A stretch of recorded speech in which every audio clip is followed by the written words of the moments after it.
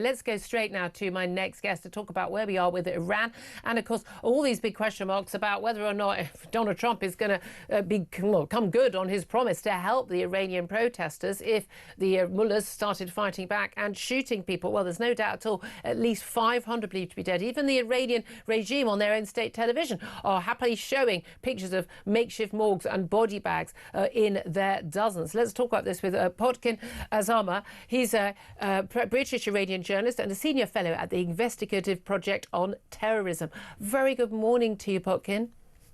Good morning, Julia. Thanks for giving me this opportunity. Well, thank you for joining us. It'd be nice to have, good to have some expertise on what is really going on. Look, the reality is it's very difficult to get information out of Iran since they basically cut down, all phone contact, internet contact. I think 1% of access to the internet. We've got Elon Musk's Starlink that is being used, but a lot of the information is coming out, 12 hours, 24 hours later.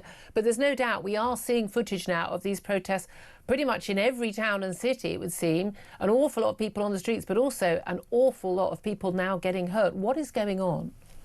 Well, I've got a byline in the Times this morning, and it starts off with a message that I managed to get yesterday from a contact who was near the border and was managing to get some sort of signal. And I said to him, what's the most important thing we've got to do outside? And he said, restoring internet is more important to us than bread.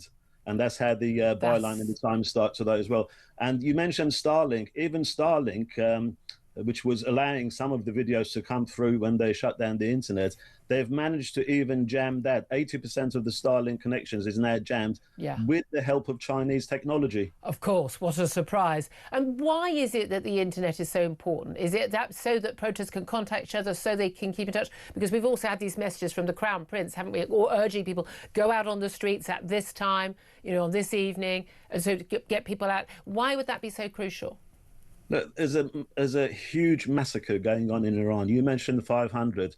I'd like to dispute that figure. The number of people killed is not in their hundreds anymore. It's in their thousands. That's what everyone suspects. I don't know exactly how many thousand, but it's in their thousand. And obviously, if there's no internet, they can just carry on with this massacre while the world moves away. I don't know where the activist elite class are. Why is it that it's not important for them for when Iranians get massacred? Yeah, it's amazing, isn't it? Lots of people, the celebrities, the lefty activists, the people out on the marching on the pro-Palestinian marches, Gaza, really, really care about human rights of people, particularly Muslims, and yet not really that bothered about the Iranians for some reason. Why do you think that is? I don't know, because I agree with J.K. Rowling and when she said, look, if you care about human rights, you've got to come out in support of the protesters in Iran. If you're not coming out in support of the protesters in Iran, you're a fake, you're a phony. Yeah. And I think that's what the activist elite class in this country is. Yeah, absolutely. I mean, Greta Thunberg, as I suggested at the weekend, is probably trapped. Well, she's obviously trapped underneath something heavy. She can't reach her phone because she's not messaged about this at all. And especially we're talking about a lot of these protesters. Like, look, there's an economic aspect to this as well, isn't there? And there's an issue of young women in particular, kind of leading a lot of the activism early on. Rabina Aminian, she was one of the the faces now of this awful brutality as a young woman, just living a normal life on Instagram, studying fashion, and she gets shot close range in the back of the head because she wants basic freedoms like not have to cover her head and to live a normal life. But talk to us through about what the economic issue is there, because that maybe not the the ultimate driver of this, but it has been the catalyst for this action now, hasn't it?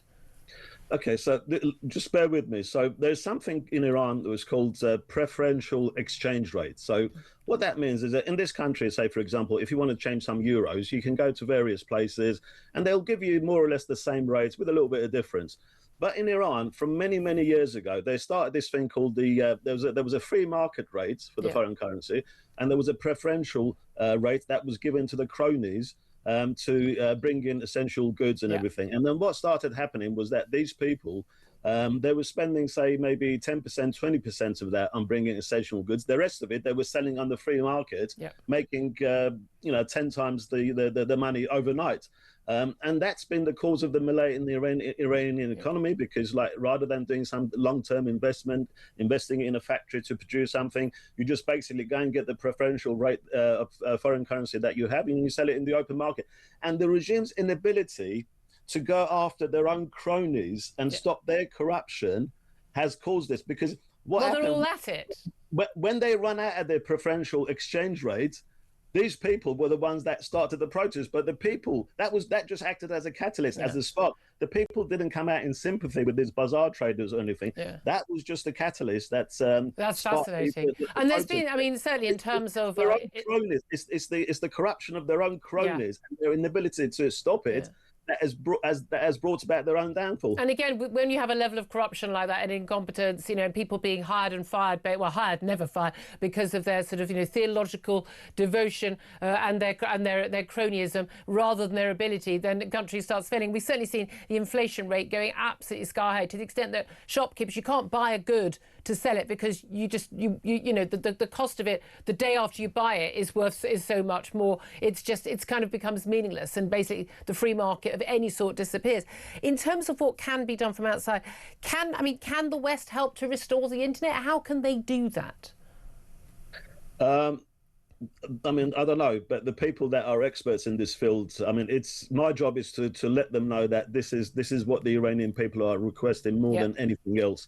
But they are also requesting interventions, because they went out on Thursday and on Friday with the thinking that if they were told that if the regime starts shooting the protesters, something will be done. Yeah. And it sort of reminds me of the Kuwait war, Julia. I don't know if you remember that. I do. When Saddam was defeated in Kuwait and they had to retreat, the perception was that he's about to be overthrown and his regime is about to collapse. So George Bush gave the sort of signal for the Kurds and the Shias to come on the streets to overthrow Saddam, and they did. But then there was no backing, and they were under the impression that would be back.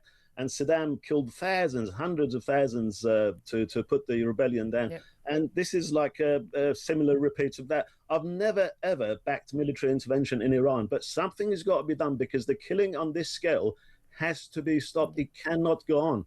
I mean, there is an element where the more people see the killing, the more frightened people are going to be. You know, mums and dads are going to go say to their young people, do not go onto the streets, you're going to be murdered and nothing's going to change. Now, I'm in awe of these young people, particularly young, who are so brave to go out on the streets and taking their life in their hands. But many of them perhaps might not realise they're taking their life in their hands. Is it likely? I mean, if you put money on it, do you think things will change? Because these mullahs are ideologically, completely driven, and they haven't got many options other than moving into a small apartment in Moscow if Moscow will have them. They haven't really got many options if the regime does end. They are going to fight to the death to keep their regime going, aren't they? I think they will. But let me tell you that this regime has fallen before it's officially overthrown. It's unable to think long term now. It's unable to make any strategic decisions. Everything is short term. Everything is delaying the overthrow, but it's not going to. They cannot fix the economy. This is a thing, Julia. This is what I said to Ian a few days ago before the protests got really bad. That's they may be able to delay. They may be able to come up with some short-term economy packages and all that, but the economy is beyond repair. They cannot fix it. Something else that can be done, specifically with England outside Iran. You mentioned earlier when I was watching you about the regime outlets in this country. I mean, why is England allowing a hostile state that's killing its own people to set up one outlet after another, one charity after another, and spread its network of influence with complete impunity? It doesn't make sense to me. No, absolutely. Those outlets should be closed right now. Absolutely. Couldn't agree with you more on that. Potkin, Azarmehr, thank you very much indeed. Really appreciate you joining us. Thank you for that. Benedict Spence, listening to that. Interesting, the idea that people are saying, look, restoring the internet, they need to have that communication. They need to have everything, the revolution will be televised, you know. It's important that people see. But again, you've also got the issue of how can the West do that? If the Starlink is being disabled, how do they do that? Would a missile attack by Donald Trump in any way change things? And if he doesn't act after he said he would act, are we back to Obama and his red lines in the sand over chemical attacks in Syria? Yeah, I think that's a difficult one for Trump to row back on. And in the past, actually, don't make these threats unless you're going to carry them through. But to be fair to Trump, he has always stuck to his words on this, be it Nicolas Maduro, be it Qasem Soleimani. Actually, when the red lines are crossed, Donald Trump acts. That's his whole shtick, which is that you cannot. He doesn't actively seek the conflict, but when other people cross the lines that he sets out, don't do it. If you do, I'm going to act. Yeah, and that plays well with his base, because then he can turn around and say, look, I'm not starting the wars, but I am trying to finish them, and that's what happens. But when it regards to what it actually could be, I mean, it could be a missile strike. It could be similar to the B-2 What attacks does the missile strike do? Potentially it destroys an installation, it destroys, say, a military intelligence base. It's worth killing Khamenei. But what's more likely... I'm all for regime-changing, killing leaders like that. I've got no issue with that. This is the key thing. And it's probably going to be the Maduro event that has probably sparked a lot of fear within the regime, which is going to be Special Forces operations. And that'll be Mossad rather than the Americans. It'll be us. It'll be us. We're good at this stuff. Yeah, actually we are. When we talk about European forces assisting the United States anywhere, it's not France, it's not Germany, it's the Brits. It's just a very polite way of saying it's British Special Forces. It will be the US, it will be Mossad, it will be us as well. This is the sort of thing that, despite the hollowing out of our armed forces, we remain incredibly good at. And it's incredibly important to remember, this isn't something, again, people talk about it, it's not something happening in a far-off land. This is where, this is the organisation, this is the government, this is the country that is funding terrorism, not just throughout the Middle East, throughout the world, including in Britain. Yeah. They want us, if they could get hold of a nuclear bomb, and thank you, Israel, for making sure that they don't, they would bomb us. They're insane, lunatic, religious nutters, and they want us dead. They want the West conquered, they want America dead, us dead. People need to get the programme, and they are busily trying to undermine us from within. And by the way, our governments of many hues have happily allowed them to do that for the last few years. Pound for pound, this is a more nefarious regime than North Korea, Russia or China in terms of its exporting of chaos overseas. Thank you very much indeed.